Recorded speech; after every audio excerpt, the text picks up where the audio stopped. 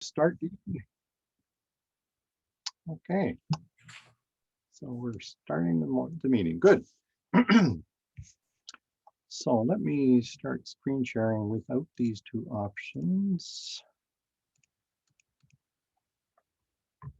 Okay, so here is where we are tonight. Higher levels of mind. We're just starting this. It's going to take us tonight and next week to finish it. So for those of you who have been reading about the Abha kingdom and about the soul and about spirit for decades, this is going to be right up your alley, because we're going to hear what Aurobindo has to say about the soul and how it evolves and where it, what kind of influences it gives and how it develops us. So this is what we're going to cover hopefully tonight, these 6 points. So, I didn't go all the way down to where I needed to. There it is. We have just a couple or 3 items left to take care of from our class 6 readings, and then we're going to flip over to do the first half of the ones for 7. Okay, so last time I had said that the inmost being in Aurobindo's system is the immortal part of the individual. And he also called it a delegate from Purusha. A delegate or a representative is a projection of a higher being's nature into a field of lower nature. In essence, the two are one and the same. In terms of appearances, however, the two are separate, the delegate appearing as an outward manifestation of the inner reality. By this explanation, Aurobindo shows how the transcendent and immanent aspects of Brahman are related at all levels of reality. In this next passage, he is speaking about the inmost being. So I thought we'd go from the back end of our list. So I'd ask Nina if she would read number 27 for us. You'll have to unmute yourself. Yeah. Yes. Thank you. The soul is something of the divine that descends into the evolution as a divine principle within it to support the evolution of the individual out of the ignorance into the light. Aurobindo Letters on Yoga. Okay, thank you. So we're being helped even when we don't realize we're being helped. From inside, as it were. And isn't God closer than our jugular vein? Isn't he a better friend than anyone else to us? While the Purusha stands forever above evolution, its delegate, the psyche, enters directly into the flow of the cosmic forces in the lower sphere. Known from a metaphysical point of view as a spark of the divine fire, the soul contains in potential form the fullness of divine consciousness. It's a real mystery how that could possibly be. Aurobindo derived the term psyche from a Greek root, which means the soul. The soul's task is to give expression to greater and greater manifestations of this pregnant parental consciousness in order to provide the individual poise of Brahman with an increasingly fuller appreciation of its own self-nature. Aurobindo believes that it is important to draw a clear distinction between the true soul, or the psychic being, and the desire soul, which he terms the vital being, because it's often mistaken for the real soul. So here's his description of what is different about these two. I see Eva here. Is Kim here by any chance, Linda? No, Kim's not here this evening. Okay, so how about Eva then for number 28? Okay. In most men, the soul is hidden and covered over by the action of the external nature. They mistake the vital being for the soul, because it is the vital which animates and moves the body. But this vital being is a thing made up of desires and executive forces, good and bad. It is a desire soul, but It is the desire soul, not the true being, think, not the true thing, sorry. It is when the true soul, the psyche, comes forward and begins first to influence and then govern the actions of the instrumental nature, that man begins to overcome vital desire and grow towards a divine nature. Aurobindo, Letters on Yoga. Hmm. So the soul, upon entering the lower sphere, acts as the nucleus around which elements from various cosmic planes will cluster, grow for a specific time, and then disaggregate. The soul, having spiritually assimilated the experiences of one life, will then select a new aggregation of elements to reflect its altered power of self-expression. This birth, life, death, rebirth sequence is repeated at great length. At no time may this central core's light be extinguished, asserts Aurobindo, even amidst the most dense unconsciousness. So this is one of the few places we run up against Aurobindo's rebirth doctrine. While this concept goes a long way towards vindicating the often significant character differences displayed by siblings in a single family, given Abdu'l-Baha's critique of this doctrine in Some Answered Questions, Baha'is would be well advised to look for alternate explanations of such phenomena. Unfortunately, a detailed study of Aurobindo's book, The Problem of Rebirth, would take us too far afield from our focus on the stages of consciousness. So let's just agree to set it to one side for now. Initially, the psyche does not have a domain specifically set aside for its operation. In this respect, it is unique among the various parts of the individual. It is this unattached status which allows the psyche the freedom of movement and perspective essential for its purpose. By analogy, it's a king without a kingdom. In the course of evolution, the psyche must create its own sphere of influence. So this is accomplished in two stages. First, the psyche develops a physical, vital, and a mental human consciousness to serve as instruments for its self-expression on those cosmic planes. In this stage, the inmost being remains behind a veil, silently witnessing and influencing the development of its outward expressions. We wouldn't have any idea it's there. It does what it can to direct the attention of the surface being towards the divine. Okay, Linda Russell is next on the list, 29. For the most part, it is veiled in its inner sanctum, and to reveal itself, it has to call on the mind, the life force, and the physical consciousness, and persuade them as best they can to express it. Ordinarily, it succeeds at most in suffusing their outwardness with its inner light and modifying with its purifying fineness their dark obscurities or their coarser mixture. So the influence of the psyche is severely reduced by the activities of these imperfect instruments. Not only are the mental, vital, and physical workings so concerned with their own interests that they do not even suspect the presence of a divine being supporting and influencing them, but they appropriate its messages as their own and distort them to serve their own purposes. Okay, Harold Rosen, take it away, number 30.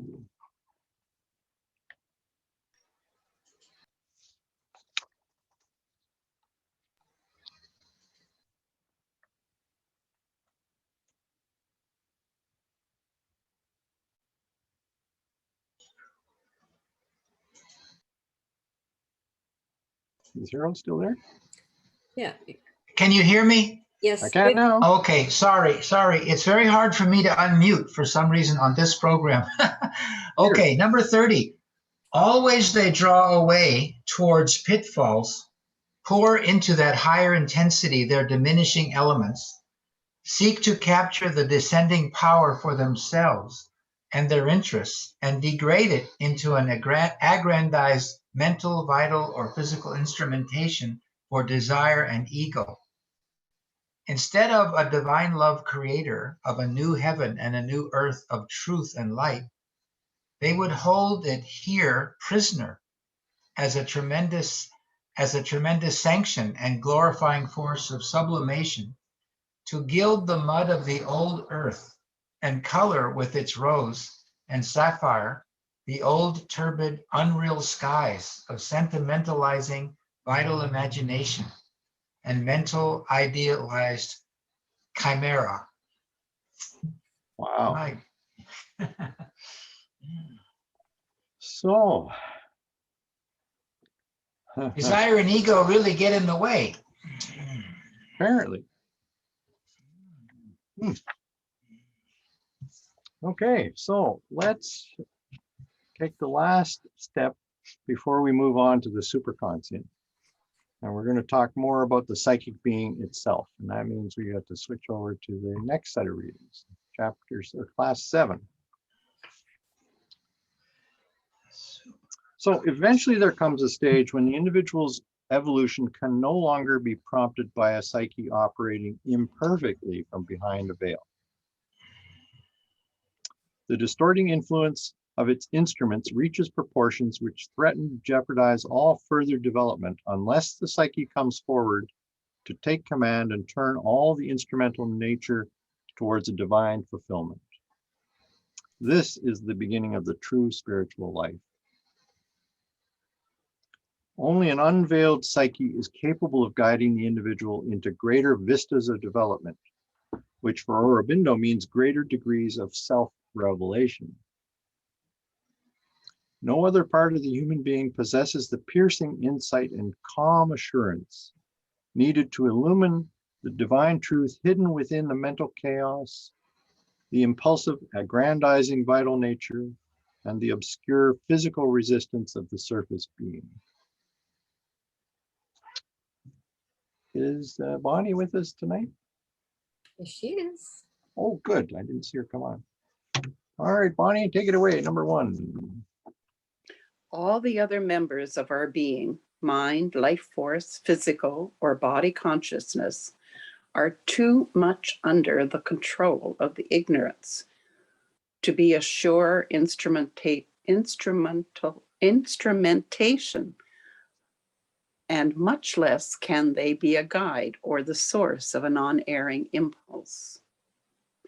Always the greater part of the motive and action of these powers clings to the old law, the deceiving tablets, the cherished inferior movements of nature, and they meet with reluctance, alarm, or revolt, or obstructing inertia, the voices and the forces that call and impel us to exceed and transform ourselves into a greater being and a wider nature.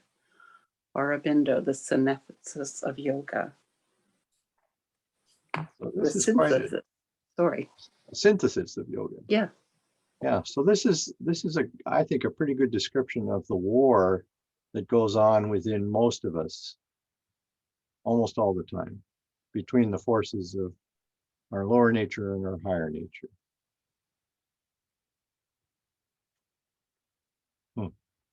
Although the psyche cannot provide the individual with a supreme government and direction, a function belonging only to the supermind, according to Aurobindo, it supplies, during the transition from ignorance to a divine knowledge, progressive guidance for the inner and outer life and action.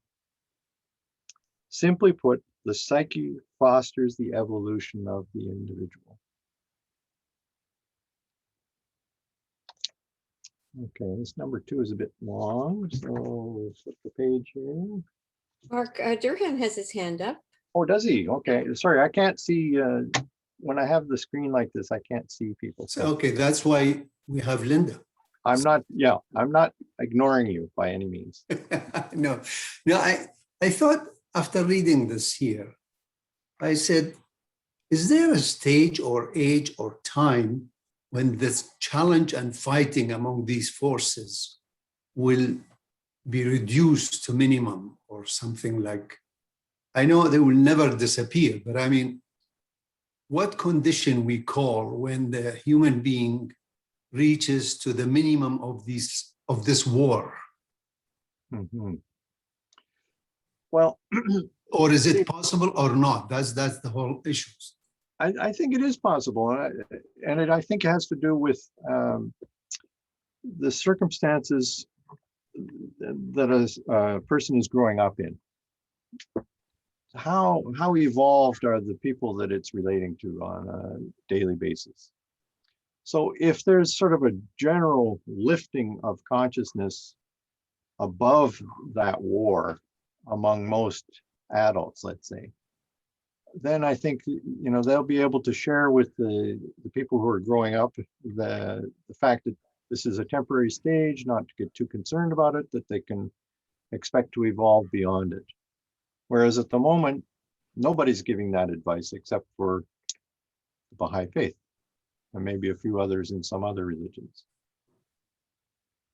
You see what I'm saying? There's a rising tide that has to happen on a collective basis before that will be reduced to the minimum you're talking about. But I think everybody will still have to go through it to some extent. But having a clarity of the perspective of what's happening to you may reduce the clinging to it or the pain involved. I don't know. What do you think? Thank you. No, that sounds good.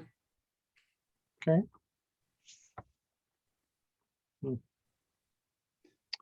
Okay, so I was going to ask Jennifer if she would be Jack, did ready you have to a question? Sorry, Mark. yeah. Jack, did you have a comment? Or? Well, I had a couple of brief comments in regard to Dirham's question. Shoghi Effendi said that the struggle against the ego continues to our last breath. That's one thing. And then the other thing is, in Christian terms, a person who would reach the station that Vergam is describing, you know, kind of homeostasis, wouldn't they be called a saint? It's true. This is a good point. I don't know. Anyway, that's all I have to say on that one. Thank you. Well, we'll see next week what Aurobindo feels are some of the possibilities, you know, that lead to people being referred to as saints, for instance, or sages. So maybe some of that will help to clarify things. Okay, now I guess we can turn it over to Jennifer and ask her to read number 2 for us. The psychic being can at first exercise only a concealed and partial and indirect action through the mind, the life, and the body, since it is these parts of nature that have to be developed as its instruments of self-expression, and it is long confined by their evolution. Mission to lead man in the ignorance towards the light of the divine consciousness, it takes the essence of all experience in the ignorance to form a nucleus of soul growth in the nature. The rest it turns into material for the future growth of the instruments, which it has to use until they are ready to be a luminous instrumentation of the divine. It is the psychic personality in us that flowers as the saint, the sage, the seer. When it reaches its full strength, it turns the being towards the knowledge of self and the divine, towards the supreme truth, the supreme good, the supreme beauty, love and bliss, the divine heights and largenesses, and opens us to the touch of spiritual sympathy, universality, oneness. Sri Aurobindo, the life divine. Thank you. So with a style distinctly its own, which he calls something like a quiet oracle, the psyche in its progressively more extroverted fashion begins to turn its surface instruments towards a greater fulfillment of the divine. Mark, How about Jack has his hand up, Mark. Oh, okay, Jack, go ahead.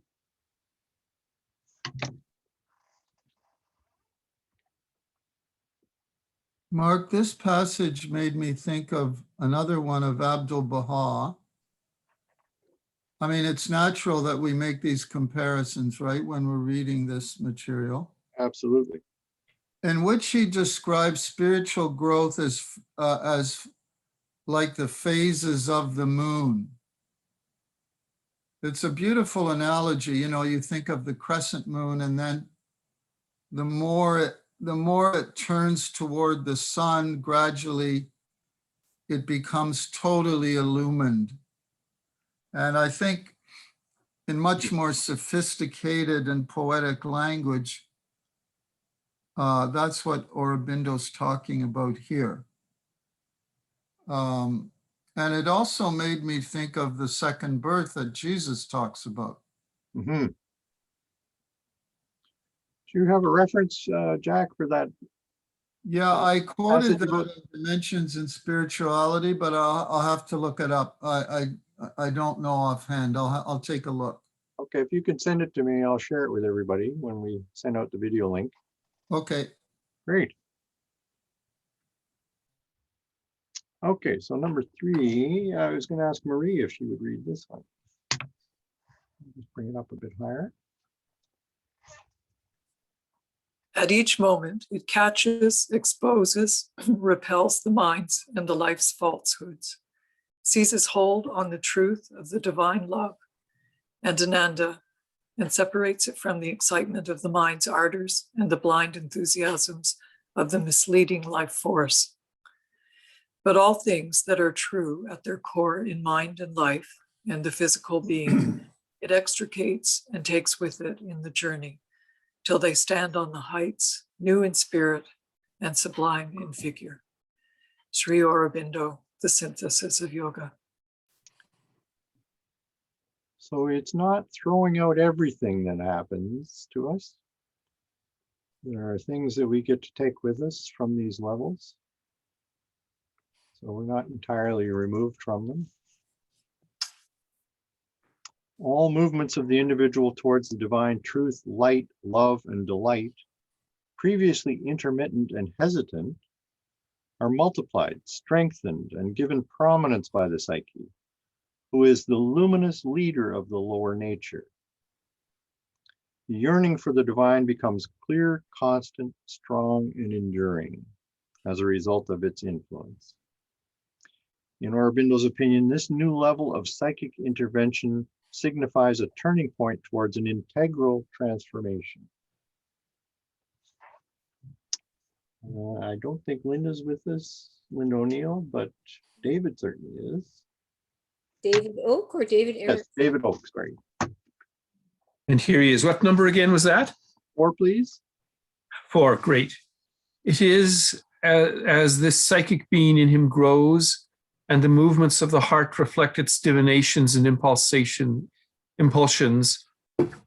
that man becomes more and more aware of his soul, ceases to be a superior animal, and awakening to glimpses of the Godhead within him, admits more and more its intimations of a deeper life and consciousness and an impulse towards things divine. So you can tell this is a gradual process, right? It could extend over decades or lifetimes in some cases. As its divine influence spreads, the psyche begins to establish for the first time in evolution a domain properly its own. Aurobindo refers to this ever-widening sphere of influence as the psychic being, rather than just the psyche. Okay, and number 5, I guess, would be Mehri. Just a short one. Reading 5. This involving psychic beings is not, therefore, at any time all that the soul or essential psychic existence bears within it. In temporalists and individualists, what is eternal in potentiality, transcendent in essence, in this projection of the spirit. This is an important point. So it's as if it's sort of funneling these greater forces into sizes that we can handle. You know, our capacity will grow over time, but initially we can only stand a little bit of it. So it has to, I mean, you can scare yourself with vertigo when you think about eternity or the endlessness of the universe. So you have to be respectful of those limits of your own capacity, or it is, and then it waters it down, dilutes it, makes it acceptable to you at the stage you happen to be at that time.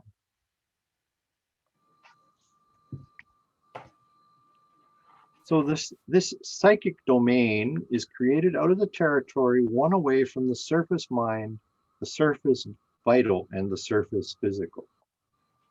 All such territory is annexed from its old, ignorant, and stubborn surface masters through the power of divine love, ecstatic communion with God, visions of freer and fuller expression, rather than by means of oppressive threats and actions. For according to Aurobindo, the psyche's every action is flooded with intense devotion to the divine, which is bhakta. Eventually, the psychic influence will pervade the entire surface consciousness. The individual will then operate through a psychic mental, a psychic vital, and a psychic physical. Each of these psychicized parts will be turned towards the divine in an attitude of loving devotion and unity. The painstakingly slow evolutionary progress, previously a prey to internal strife at every step, will finally be superseded by a harmonious coordination of the mental, vital, and physical movements, a factor immeasurably speeding the individual's spiritual progress. This dramatic shift of the individual's center of attention and authority away from the egocentricity and passion of the surface being towards the wholehearted openness to the divine consciousness constitutes the first of three major transitions in Aurobindo's integral yoga. He calls it the psychic transformation. So regrettably, we do not have time to explore the dynamics of this transformation further. However, the following summary of the psyche's contributions will provide a small indication of its profound importance, which culminates in this transformation. Sylvie, would you mind reading again, even though you did the prayer? Sure. Number 6. The contribution of the psychic being to the sadhana, the spiritual path, is 1. Love and bhakti, a love not vital, demanding and egoistic, but unconditioned and without claims, self-existent. 2. The contact or the presence of the mother within. 3. The unerring guidance from within. 4. A quieting and purification of the mind, vital and physical consciousness by their subjection to the psychic influence and guidance. 5. The opening up of all this lower consciousness to the higher spiritual consciousness above for its descent into a nature prepared to receive it with a complete receptivity and right attitude. For the psychic brings in everything: right thought, right perception, right feeling, right attitude. Sri Aurobindo, Letters on Yoga. It's one powerful force. When you come down to it, you see how pervasive it is.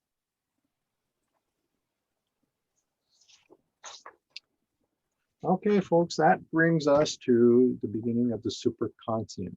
Finally, we're at the top end of the spectrum. Aurobindo gives the name superconscient to those parts and planes of consciousness above the human mind. These include Jivatman and its representatives, higher mind, illumined mind, intuitive mind, overmind, and supermind. Each of these possesses a greater degree of knowledge, power, clarity, and delight than that of the human mind. These parts and planes are unknown to the surface consciousness and should not be confused with the lower facets of the subliminal, the subconscient, and the inconscient. Okay, let's see who's next here. Hangame, how about number 7? Sure. If the subliminal and subconscient may be compared to a sea, which throws up the waves of our surface mental existence, the superconscious may be compared to an ether which contains,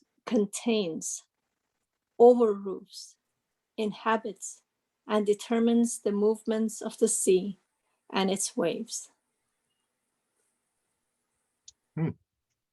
Over roofs. I bet that's the first time you've ever seen that written. It's a nice way of putting it, though. The superconscient overarches and envelops all other levels of waking and subliminal consciousness. It is the occult source and support of the lower nature, many of its movements, and its evolutionary impulse. Okay, let's see. Zilda, how about number 8? From there, the subconscient secretly descend influences, powers, touches which are the original determinants of things here and, if they were called down in their fullness, could altogether alter the whole make and economy of life in the material universe. I like the word touches. That's that conveys some of the loving nature of this force. It's not going to force you to do anything. The superconscient's role has always been to evolve slowly the spiritual man out of the mental half animal. To do this, it has first sent intimations of greater horizons to surface man, next led him to inner consciousness, then opened the door to his inmost being, and finally initiates the second major transition of Aurobindo's integral yoga, the spiritual transformation. This transformation consists of the same 3 movements as the psychic transformation: ascent, widening of field and base, and integration. During the ascent movement, man's consciousness rises into the superconscient, where it imbibes its fill of divine light and force, which comprises the second movement, the widening of its field and base. Thirdly, the integration movement involves its return with its new powers to those levels of itself still darkened by the forces of the ignorance, where it purifies and divinizes the dross of its own lower nature. So think of it, it's reaching up as high as it possibly can, gathering whatever light and energy and power, etc., and joy it can, and brings that back down into its lower nature and tries to use it to illuminate itself, to transform itself, to expand its horizons. When its supply of life force has been exhausted, it returns to the superconscient to be replenished, and once again descends into the ignorance. This triple movement will be repeated for as long as is required to completely spiritualize all layers of the subconscient and the inconscient. Only when this arduous and apparently never-ending transformation has been accomplished will the individual be prepared to to receive the full shattering force of the supermind directly. And I should tell you that 40 years of Aurobindo's working on himself was primarily focused on that up and down spiral that he went through over and over and over again as he brought more and more power into his lower nature and transformed it bit by bit by bit. And he made it very clear that when he was confronting the cosmic levels of the subconscient and the inconscient, it was like he was drowning in mud, quicksand.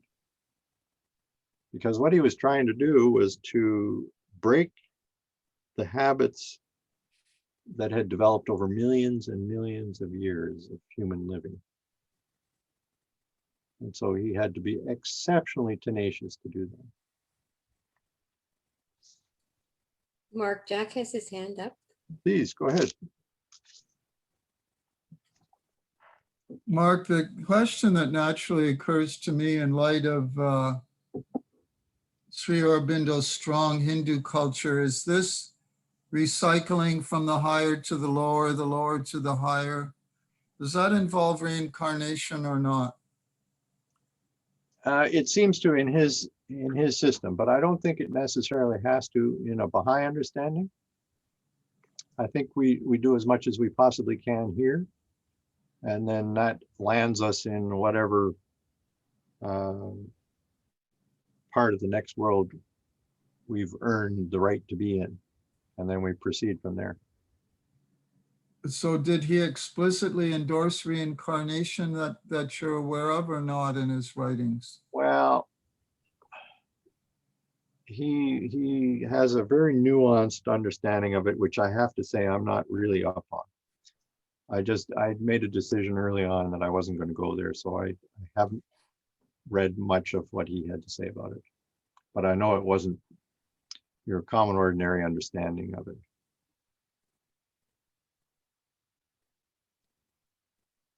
I just have one question about reincarnation. My understanding is the theory of reincarnation, I believe the word is samsara, is that after a while, after so many lives, the soul becomes refined and goes on permanently to a higher level of existence. That reincarnation is not eternal. Is that correct? It depends on which religion you're talking about and which sect of each religion you're talking about. There's a huge variety of thinking about it, but I suspect that if you were just to generalize across the board, the whole intention of both Hinduism and Buddhism is to get off the wheel of samsara, to break the cycle so that you do not have to reincarnate anymore. So you're liberated is the term they use. Yeah, I don't know a lot about it, but it's just from what I understand, and followers of, I guess, both Hinduism and Buddhism do want to break out of that cycle. Yeah. I guess the idea is, how many times do you want to endure teenage acne? But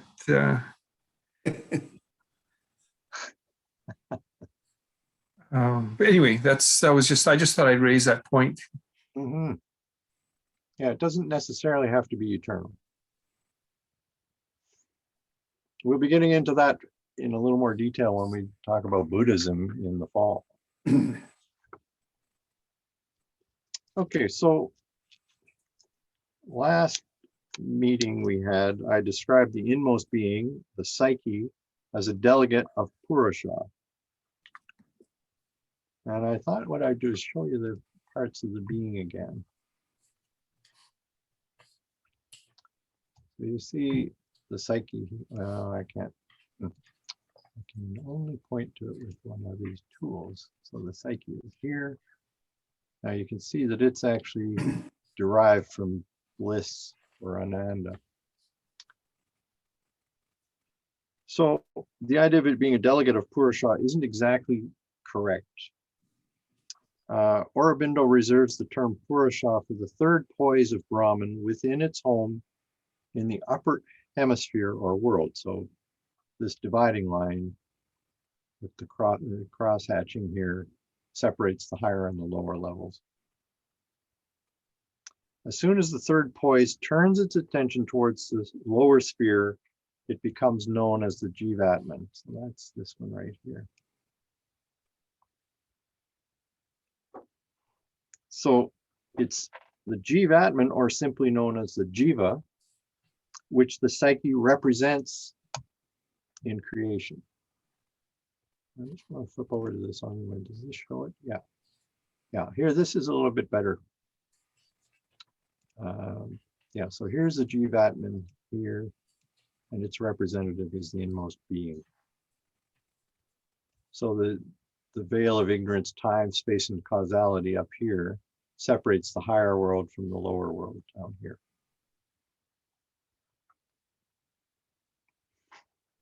So the inmost being supports the inner mind, the inner vital, and the inner physical.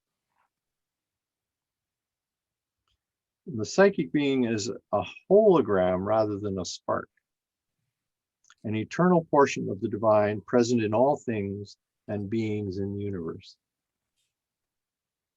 Aurobindo distinguishes it from the universal self, or Atman, which stands above the evolutionary process. Sorry, Mark, could you repeat that? Yep, yep. You said it's a hologram, not a spark? Yeah. Okay. And that it's not just a little particle as they thought when they were talking about Gnosticism and Christianity.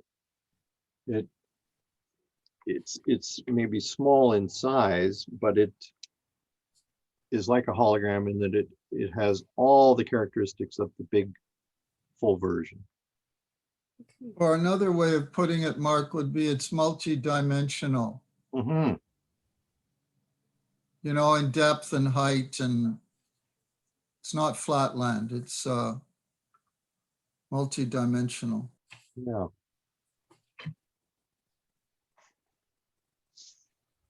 No bigger than your thumb, apparently, according to Buddhists. But it contains the divine. So it breaks all the rules of size.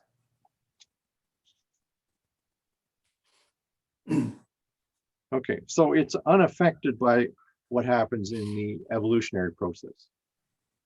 So in Aurobindo's writings, the psyche is the element that develops throughout evolution, growing over time into an individual self called the psychic being. So there's a long period of time when you are not aware of the fact that you have a psyche or a soul. And it evolves, which is an interesting idea. I'm not sure whether the Baha'i faith would support that or not. We need to do a lot more reading on that subject. But Baha'u'llah makes it pretty clear that we don't really understand anything about the soul, which doesn't hold out a lot of hope at this point. Okay, where were we? Number 9. Peter Munir is sitting waiting with bated breath to read number 9 for us. It is necessary to understand clearly the difference between the evolving soul, psychic being, and the pure Atman, self or spirit. The pure self is unborn, does not pass through death or birth, is independent of birth or body, mind or life, or this manifested nature. It is not bound by these things, not limited, not affected, even though it assumes and supports them. The soul, on the contrary, is something that comes down into birth and passes through death, although it does not itself die, for it is immortal. From one state to another, from the earth plane to other planes and back again to the earth existence. It goes on with this progression from life to life through an evolution which leads it up to the human state and evolves through it all a being of itself, which we call the psychic being that supports the evolution and develops a physical, a vital, a mental human consciousness as its instruments of world experience and of a disguised, imperfect, but growing self-expression. Sri Aurobindo, Letters on Yoga. So The psychic being is hidden and apparently inactive for long periods of a person's evolution. It gradually begins to act behind the scenes, doing what it can to direct the person's attention towards the divine. Jivatman, on the other hand, is defined by Aurobindo as the multiple divine manifested here as the individualized self or spirit of the created being.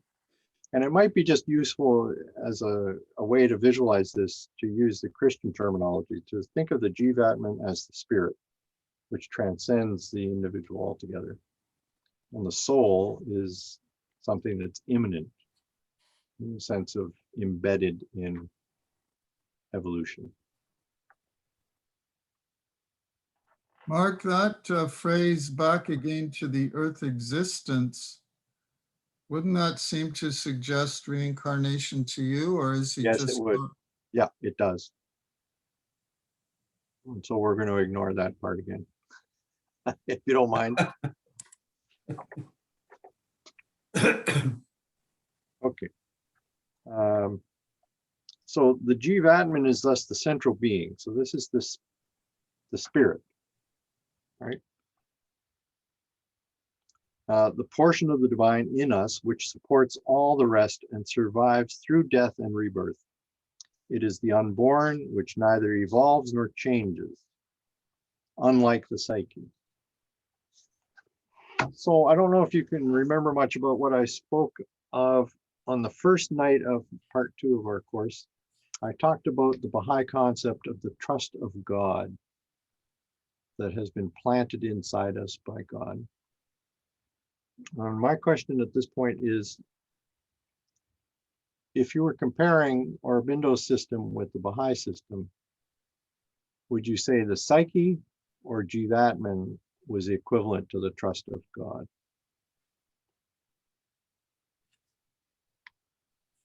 Anybody got a thought on that? Let me close this. I'm getting tired of seeing nobody's faces. There we are. That's better.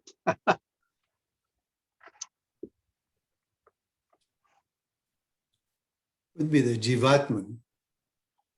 Okay, so you're thinking that it's eternal and transcendent, outside of all evolution? That's what I think. Okay. Just for clarity's sake, what's the difference between the two again? The psyche is basically the soul, Yeah, and the Atman is the spirit. yeah, pretty much. And the soul is something, according to Aurobindo, which gradually comes into our awareness and then evolves and takes over the rest of our instruments, if you like. Yeah, I have an analogy that I remember I read about Abdul Baha. He said he compared the soul to a piece of iron. He said iron by itself is cold, it's lifeless, it's hard. But if you put the iron into a forge with the fire, a hot forge, it changes in nature. It becomes alive, it becomes hot and malleable. And he said it becomes indistinguishable from the flame. It becomes a flame itself. Mm-hmm. And he said the soul is like that it by itself, it is cold and lifeless. But when it is immersed in the forge of the love of God, it takes on the qualities of God. And it becomes, like, let's say, in Baha'i history, there's been certain Baha'is who have taken on the force of God, of Baha'u'llah, and they become indistinguishable. What's another one? Your heart is lighted by the hand of my power. Extinguish it not with self and passion. Mm-hmm. Could in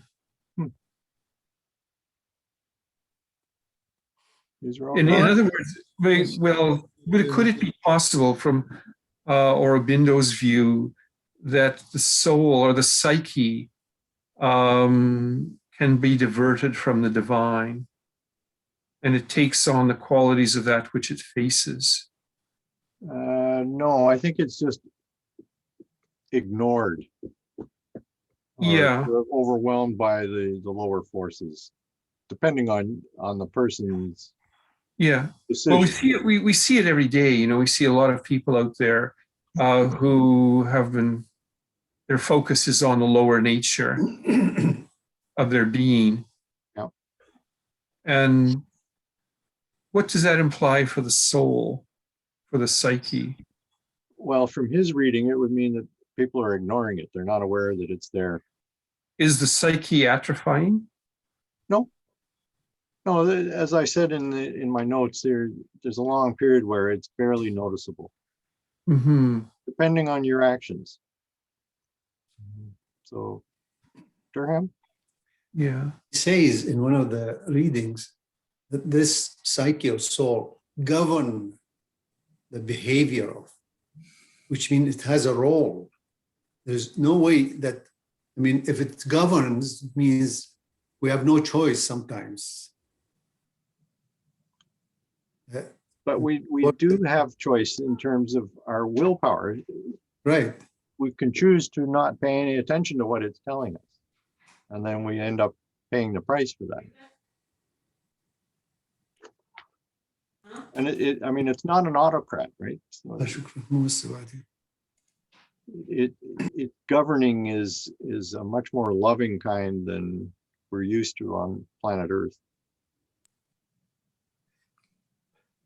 But surprised to read the word govern, you know, because really in our understanding from a Baha'i point of view, it does not, it guides more than just govern. Continuously, it helps us to take the right path and so on, because it's a divine, you know, inspiration. Jack, you got something you were going to say? Well, yeah, this is rather like comparing apples and oranges, and it's hard to do that because, you know, as Harold once suggested, you know, we'd have to have a whole bunch of charts and so on, so forth. I'd hate to be the one to work that out. But Baha'u'llah says in his wonderful definition of the soul, I think that's in Gleanings, that he says that if it be faithful to God, it will turn to God and return to him. But if it doesn't, then it will sink into its own depths. Yeah. It'll become a prisoner of itself and will not evolve, will become a victim of itself. Now, in the deepening, the Abdu'l-Baha deepening we had this morning, one of the readings was, you know, Abdu'l-Baha said people are really so superficial that they're worshiping themselves. That's what they're doing. They're leading an Epicurean lifestyle. He didn't use that word, but they're, you know, they're leading a pleasure-seeking existence. The other thing is with difficulty in comparing these terms, Mark, is that the soul, I think in the Baha'i understanding, is a very, very high power. If it's awakened by the Holy Spirit, it needs to be awakened by the Holy Spirit to get to those higher levels of consciousness, or the spirit of faith, as Abdu'l-Baha calls it. For sure. So I think I'm not exactly sure in the chart that you've devised there where he puts the soul, but you know, in a Baha'i rendering of these things, the soul would be very, very high, somewhere toward the pinnacle of the thing in the human being. If you're doing an ontological chart or a chart of the being, the soul would be the highest instrument in the human being. I can't imagine anything else beyond that. I mean, I'm speaking here of the human being, not the manifestation of God or the prophets. Right. Because he says it's a divine jewel, a mystery that no mind can fathom. No. Like you said, we don't know a lot about, I wouldn't say we don't know anything about the soul. I think Baha'u'llah has told us more about it. but it remains a mystery. It's that virginal point within us that remains absolutely pure and is a reflection of the divine in us. And so how to access that's the other question. But if you do access it, then you understand what that means. It's something that's really untouchable by any of the impurities of the world, so to speak. So I think it's hard to compare them, but what do you think? I'm going to reserve my comments for a little while yet, Okay. if you don't mind, Sure. until our final class. But, Mark? Yeah. Yeah, I don't know where to throw in this comment, maybe later, but you know, the other work by Aurobindo, Savitri, that's a long poem, 24,000 lines. Yes. Describing a lot of the same territory that we're talking about right now, but using poetic imagery that came out of, you know, the Mahabharata and other works of ancient India. So in other words, this language we're looking at is sort of like, you could call it social scientific language. And I'm not complaining. Like he needed to do that. He's giving us in the King's English, so to speak, ancient Hindu spiritual psychology, you might say, right? Plus he's putting his own twist maybe on some of it. But you know, I sort of look at him with like I'm floating around as an eagle, looking at him historically. The West might have tried to get rid of or ignore Hinduism, but Aurobindo makes that a lot harder to do because he's translating some age-old wisdom that came out of India with Western terms. Like so he mastered English and he's throwing it right at us, you know? And so anyway, I appreciate why he did. I appreciate that he did it. And I appreciate you for making us suffer in studying him. And, you know, this is providing a service. It's like anyway, there's a lot of wisdom about the psyche and the soul and evolution in a much broader sense than the West is used to thinking about, right? So he's showing us the parallels of evolution physically and spiritually, and using a very detailed language to do so. But anyway, I think if I live long enough, I might try to read Savitri, because that would be a more poetic, right brain version of a lot of this stuff. Images, right? Yeah, not that I've read it, but it must be because it's a poem and it's using imagery from ancient mythology, Eastern mythology. Well, yeah, it is based on that, but I would say 99% of it is his own contribution to the subject. It was the book that he wrote right up until his death. 2 weeks before is when he finished it. So he was working on it pretty much all his whole, all the way through, from his young days all the way up to almost the day he died. So it contains his most mature views on these subjects. Yeah. But not being a poet myself, I thought I'd better stay away from that. Right.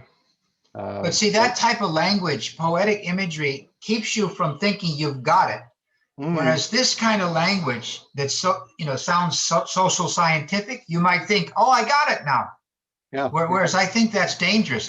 So it has to be complemented, I think, with the imagistic approach. I also think that Baha'u'llah and Abdu'l-Baha do that too. Yeah. They talk in both ways to us, right? Both ways. You can see very philosophical language sometimes. You can see very imagistic, metaphoric language about the same exact topic, right? So anyway. And you tend to remember the poetic version. It grabs you. Yeah. Okay, well, that's an excellent comment. I really appreciate that. Oh, Bill's got his hand up. I'm not going to get through my material now, so go ahead, Bill. Sorry, Mark. David Oak had his hand up just before Bill. Sorry. Yeah, just another quick question. Where does free will come into this? Like you mentioned before, Aurobindo spent a lot of time struggling, which seems to indicate will. And like my understanding of Baha'i teachings is that the destiny of the soul is really dependent upon the exercise of our will. Mhm. You know, we choose one direction or another. He had a tremendously powerful will. Yeah. You could see that in his early political days even. He went over and convinced the whole Indian population that it was time to overthrow the British, almost single-handedly. Mhm. They had never contemplated doing that before. So that was the force of one guy and his writings. And that was before he started yoga, really. So that power of will turned into a dynamo when it became involved with yoga. Yeah. But we don't see the word volition, just on the same topic. The word volition hasn't been in his vocabulary, right? But I'm assuming the higher you go up, the higher your level of consciousness, the more choice or will you have. I've been assuming that. Anyway. Okay, I'm not certain about that. Okay, let's go to Bill then. And then we got to move on. Yeah, just go ahead, Mark. I think what you have to say is more useful than what I have to say. Well, I'm not sure I believe that. Why don't you ask your question?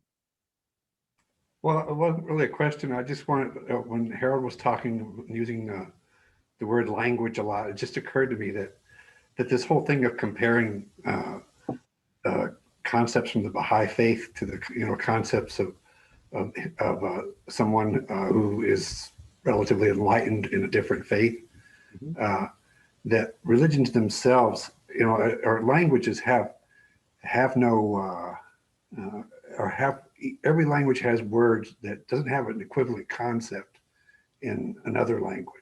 Fair enough. I think the same is true of religions, that every religion has concepts that just don't exist, don't work in another language. It doesn't mean it isn't true, or it isn't valid, or that you can't tease it out of existing concepts if you really tried hard, which is what we're trying to do here. But it just means that it's two different ways of thinking, and that they don't. But there have to be family resemblances, or we wouldn't understand each other. Right. But they don't always reconcile. For sure. Not perfectly. But I would argue that Aurobindo is going to tell us that the rational mind is extremely limited, and we're capable of going beyond it. And at that point, all kinds of similarities show up. Now, that's where religion is one, when you go up higher and higher and higher in the levels of consciousness, as we'll see next week. Well, Baha'u'llah makes the same point that Bill's making in the Valley of Unity. And he says, there are these different systems. I mean, I'm for sure kind of paraphrasing, but, he says there are these different systems and different modes of thinking, and this is inevitable for the human being because of cultural differences and so on and so forth. So Baha'u'llah takes this sort of as a given, but what he does advise us to do, he says, don't fight about it. Mm-hmm. This is what's happened in the past, is that people have pitted one system against the other. My religion's better than yours. I'm saved, you're not, so on and so forth. And so this is just intrinsic, I think, to the way human beings look at the world, that they're going to look at them differently. And as Bill said, there are terms in one language that we can't find equivalents for in another language. So my one critique of Sri Aurobindo, Mark, is that he is, I don't know, for somebody who's trying to share a system, presumably with the masses, the educated masses, I find his analysis overly detailed. Now, I do recognize the culture that he's coming out of, and you've mentioned this before, and so have others, that the Hindu map of the inner world is quite complex. So we have to take that into consideration and give him allowance for that. But the way he uses words also, as a writer, he's, you know, I recognize this, he's overly definitional, if you like. He's, you know, he's using terms in very fine ways from one phrase to another. And there's a kind of a poetic, even in his metaphysical language, Harold calls it social psychological or whatever you called it, Harold, but it's also poetically philosophical in the way that he just washes over us with different concepts, you know? It's kind of like taking a shower or a bath. But I think each one of these phrases, if you were to ask him, he would say it has a slightly different meaning, but it makes his thought quite complex, I think. And my one critique of what I've read so far, which isn't a whole lot, is I'm wondering if it's overly complex for the average educated person. I think it definitely is. For the West, this is true. Well, that's why I've often thought that in the Baha'i system that we are being gradually trained to become more nuanced in our appreciation of the spirit and of higher levels of consciousness. That's one of the reasons I wanted to explore Aurobindo with you, because I thought, here's a guy who has developed, well, in most cases, he's inherited a system which is vastly more complex than anything we're used to.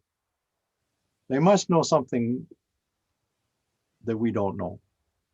So why would we not pay attention to what they have to tell us to see if there's something there that we can borrow that would actually clarify some of these concepts and give us more vocabulary to explore the worlds of God that are being dangled in front of us so alluringly. Oh, I agree. It's good to stretch. It's hard, but it's definitely good to stretch. But the process that happens, of course, for the Baha'is is that they're inevitably we're going to compare Aurobindo with our own framework of reference, right? For sure. And that's natural, and I guess that's what we should be doing. Well, we will be on July 21st. That's my idea. But I have to get you guys to agree to play the game with me. I've done it on my own, but I'm not up to the task entirely. I need help. For sure. Well, we're all there for you. So anyway, I'm not going to get through the material that I had planned tonight. So what I'm going to do is I'm going to send it to you in a document. And those who are interested in knowing more about Jivatman, etc., can read it there. Because I want to move on. If I was to try and get through it next week, it would postpone our end date, which I don't want to do. So if you don't mind, that's what I would prefer to do. So I've been thinking quite a bit about how to end this part of the course. And so I've decided that I'm going to turn professor. I'm going to ask that my audience, which has been paying full attention all this time, but not really being engaged in what I would call active learning in the sense of processing it and dialoguing with other people and all the rest of it, have a chance to do that now. So what I'm proposing on last night, after some setup remarks, I've asked Linda if she would create 3 breakout rooms for us in Zoom. And I've assigned everybody to one of them. And I'm going to ask Jack and Harold and Durham to lead those particular breakout sessions for 30 minutes. And I have a question where you'll be comparing Abdu'l-Baha's stages of the soul with what you've been able to pick up from Aurobindo. Is that tonight, Mark? Beg your pardon? Is that tonight? No, July 21st. Oh, July 21st. Okay. So we've got one more class, and then we're going to have that as our end game. Jack was scared. Yeah. Oh my God. No, I was ready. I just want to know when it was. So yeah, we're going to have about 30 minutes for people to talk, and I'm asking that everybody in the group that attends say something, because I know a lot of you have been sort of shy about saying something. So maybe in a smaller group, this will be a little easier. And then the leaders will come back to the big group and give us a quick rundown of what was discussed, what questions are outstanding, what insights people came up with. And then I may have time to share some of my own thoughts about the subject. Yes, sir.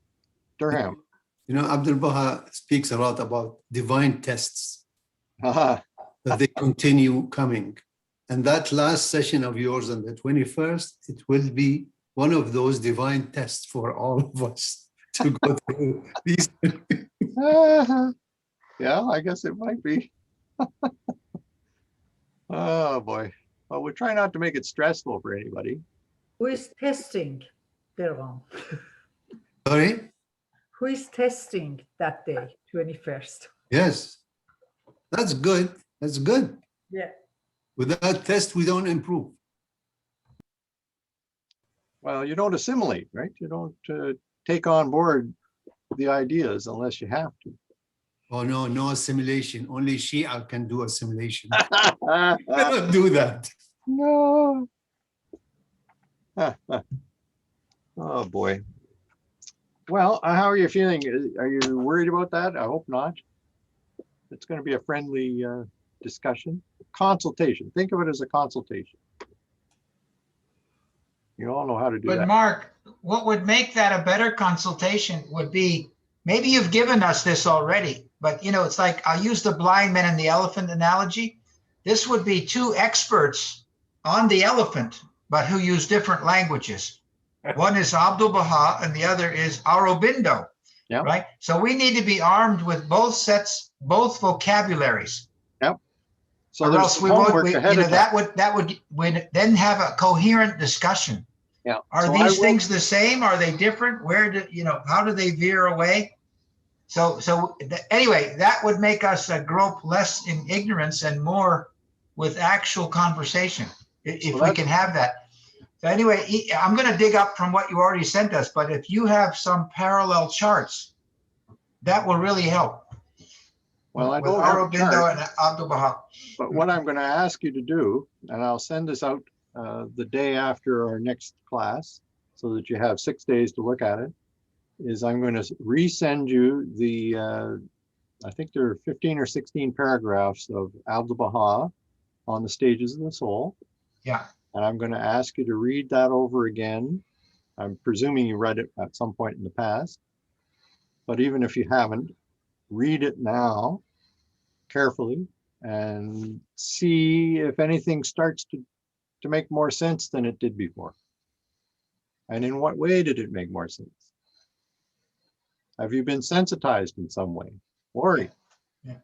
That's better. That's really good. Yeah. Okay. I think we need to have a few people volunteer to hold a tutoring session before July 21st.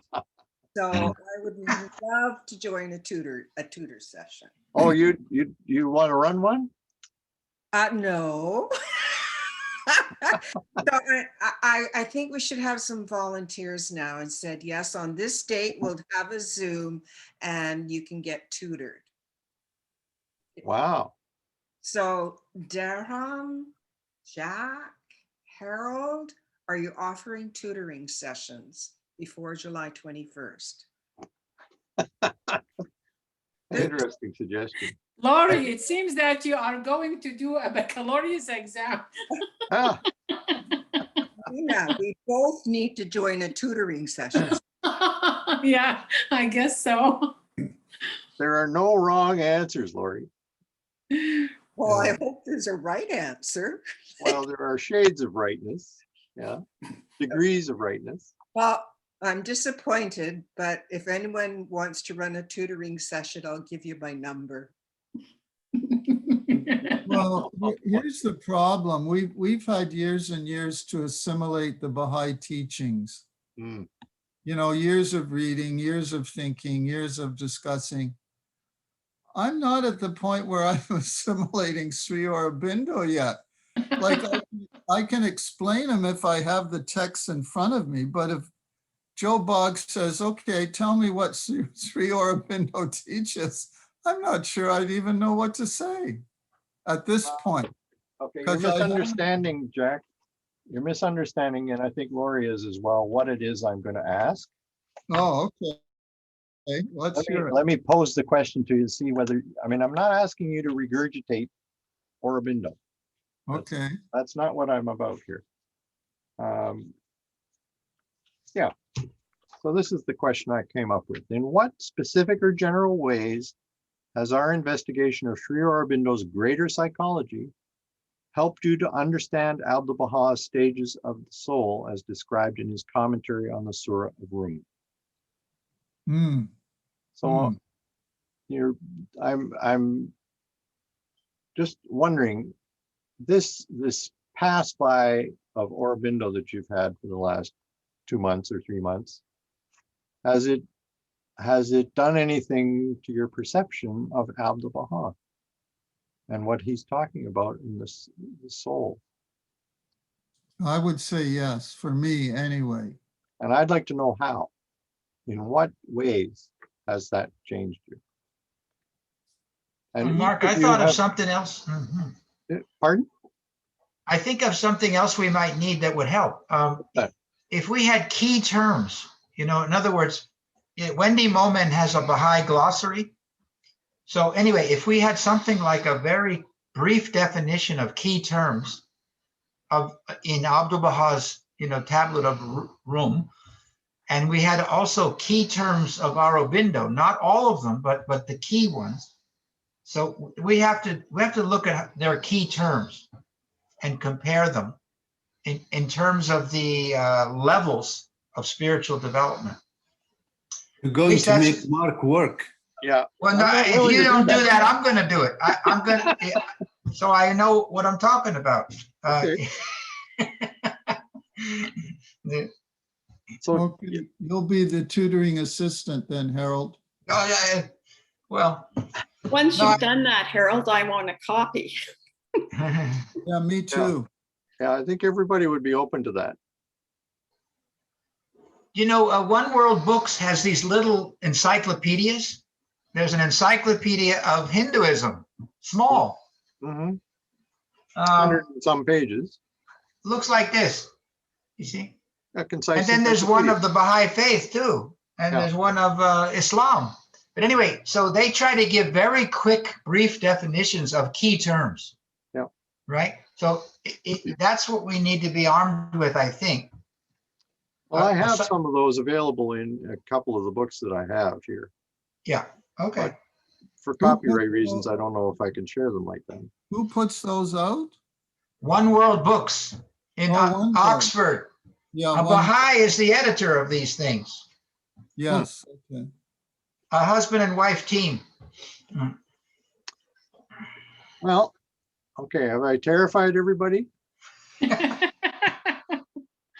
So what I'm going to do tomorrow is I will, once we've finished the recording, I'll send you out the link to it. And then I will also send you the notes that I didn't get to. I've got about 5 pages of them with some quotes. And then you can look forward to next week, where we're going to talk about the most exalted subjects known to man. These are probably going to leave you in the dust at some point. somewhere along the line, you're going to say, I can't stand it anymore. I quit. This is beyond me. I give up. But that's fine. It's understood. But that's a mature attitude when it comes to the unknowable essence, right? Or absolute existence. Yeah. Right? We're supposed to get that attitude. That's a sign of maturity. So this is practice for that. Yeah. So next week will be a bit of a challenge, but hang in there. I think the vision that he has of the Gnostic being who is pervaded by the supermind is worth taking a look at as a potential goal for the Baha'i faith 1,000 years from now.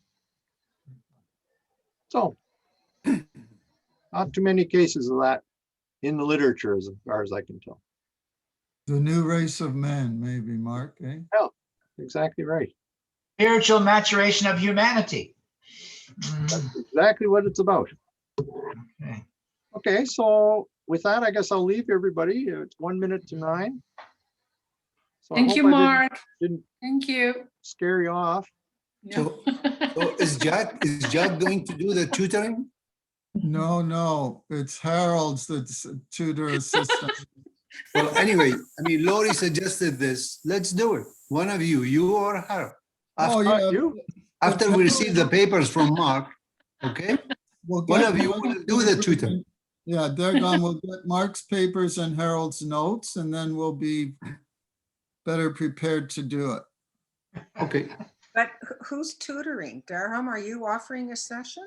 Darham is wearing the hat, so he has to. Jack? No, the three of us. No, the three of us. Mark suggested the three of us. I'm willing to do that, but I need Mark's notes and Harold's notes to do that. To do the tutoring, you mean? Yeah. Before the 21st of July. Yes. Okay, good. Lori, are you happy? Well, I think we could use more than one tutoring session. Oh, This is like final exam, anxiety. Well, pretty soon you're going to ask me to change the date of the exam. Yeah.